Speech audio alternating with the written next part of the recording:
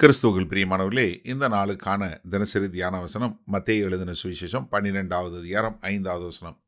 மத்தேயு 12:5, மேத்யூ 12:5. அன்றியும் ஓய்வு நாட்களில் ஆசாரியர்கள் தேவாலயத்தில் ஓய்ந்திராமல் ஓய்வு நாளை வேலை நாளாக்கினாலும் குற்றமில்லாதிருக்கிறார்கள் என்று நீங்கள் வேதத்தில் வாசிக்கவில்லையா? கர்த்தராகிய இயேசு கிறிஸ்து பதில் சொல்லும்போது முதல்ல என்ன சொன்னார்? ஓய்வு நாளில் உங்களுடைய அத்தியாவசிய தேவைகளை ஒரு காலம் வேதவசனம் தடை செய்யவில்லைன்னு சொல்லிட்டு, ரெண்டாவது கர்த்தருக்கு ஆராதனை செலுத்துவதில் ஒரு தடையும் இல்லை. எப்படி? ஓய்வு நாளில் கர்த்தருக்கென்று வேலை செய்கிறதுல, கர்த்தருக்கென்று வேலை பண்ணுறதுல ஒரு தவறும் கிடையாது. காரணம் என்ன? அதே உடன்படிக்கையில் என்ன சொல்லப்பட்டிருக்கு? நீங்கள் கர்த்தருக்கென்று பணிகளை செய்வதற்கு ஒரு காரியம் இல்லை. நீங்கள் என்னாகமம் 25வது அதிகாரத்தில் 8வது 9வது வசனம் பாருங்கள். காலையின் போஜன பலிக்கும் அதன் பான பலிக்கும் ஒப்பாகவே மாலையில் மற்ற ஆட்டுக்குட்டியையும் கர்த்தருக்கு சுகந்த வாசனையாக தகன பலியாக செலுத்த கடவீர்கள். ஓய்வு நாளிலோ, எப்படி?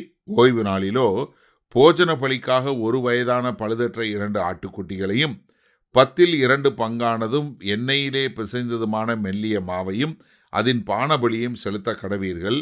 நித்தமும் செலுத்தும் சர்வாங்க தகன பலியும் அதன் பான பலியும் அன்றி ஒவ்வொரு ஓய்வு நாளிலும் இந்த சர்வாங்க தகன பலியும் செலுத்தப்பட வேண்டும். என்ன? நீங்கள் ஒவ்வொரு நாளும் செய்கிற போல ஓய்வு நாள்லையும் நீங்கள் கர்த்தருக்கென்று இந்த பலியை செலுத்த வேண்டும் என்று சொல்லக்கூடிய காரியத்தை கர்த்தருடைய கட்டளையிலே இருக்குது. அப்போ ஆசாரியர்கள் என்ன பண்ணுறாங்க? ஓய்வு நாளில் வேலை செய்கிறாங்க. ஏன்னா ஓய்வு நாளில் கர்த்தருக்கென்று அவங்க பணி செய்கிறாங்க. அப்போ ஓய்வு நாள் அவங்க கடைப்பிடித்தாங்கன்னா என்ன செய்யக்கூடாது? அவங்க பலி செலுத்தக்கூடாது. அவங்க சர்வாங்க தகன பலி செலுத்தக்கூடாது. ஆனால் அவங்க ஓய்வு நாளானாலும் அவங்க வேலை செய்கிறாங்க. அந்த வேலை செய்வதனால அவர்கள் ஓய்வு நாளை மீறினதாக அவங்க குற்றம் சாட்டப்படவில்லை.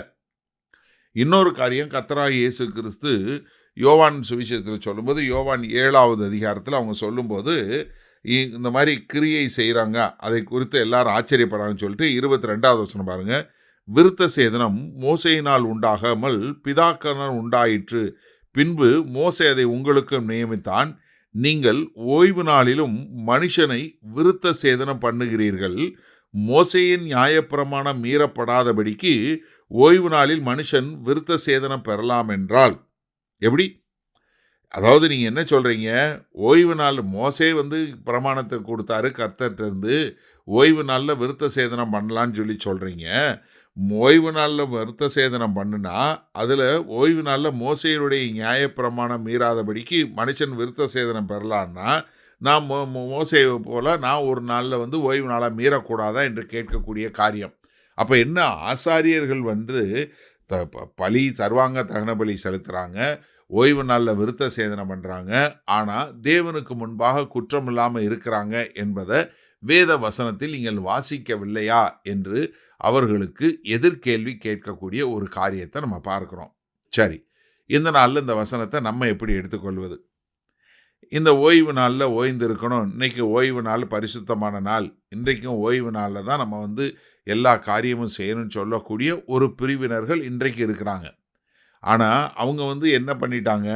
இந்த கற்பனைகளில் பண்ணும்போது அந்த ஓய்வு நாளில் அவங்க ஆலயத்தில் வேலை பார்க்குறாங்களே, எல்லாம் வேலை பார்க்குறாங்க. ஓய்வு நாளில் அவங்க ஓய்ந்து தானே இருக்கணும்.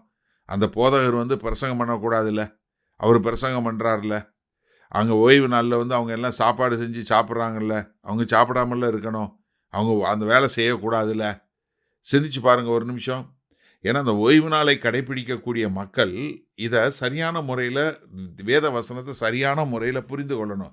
அதனால தான் கர்த்தர் என்ன கேட்குறாரு?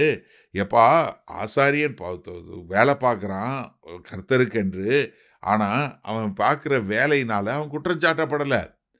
அவன் ஓய்வு நாளில் ஓய்ந்து இருக்கணும். ஓய்வு நாளில் அவன் விருத்த சேதனம் பண்ணுறான். அது கர்த்தருக்கென்று செய்யக்கூடிய காரியம்.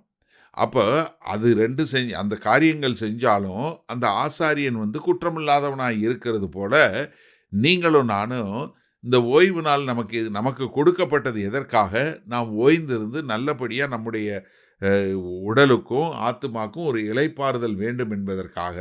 அப்போ நம்ம அந்த ஓய்வு நாளில் ஓய்ந்திருந்தாலும் கர்த்தரை ஆராதிப்பதற்கு அது நம்மளை ஒரு காலும் தடை செய்யவில்லை. அதற்கு தான் வேத வசனத்தில் நீங்கள் வாசிக்கவில்லையா என்று சொல்லி வேத வசனத்தை மேற்கோள் காட்டி கர்த்தராகிய இயேசு கிறிஸ்து அங்கு கேள்வி கேட்ட பரிசேயர்களை வாயடைக்கிறாரு. அதே மாதிரி இந்த நாளில் இந்த செய்தியை கேட்டுக்கொண்டிருக்கிற நீங்களும் நன்றாக தெரிஞ்சு கொள்ளுங்க. ஓய்வு நாளில் நீங்கள் ஓய்ந்துருங்க, ரெஸ்ட் எடுங்க. ஆனால் அதே நாளில் நீங்கள் கர்த்தருக்கென்று நீங்கள் காரியங்களை செய்வதற்கு ஒரு தடையும் இல்லை என்பதை புரிந்து கொண்டு வாழுங்கள்.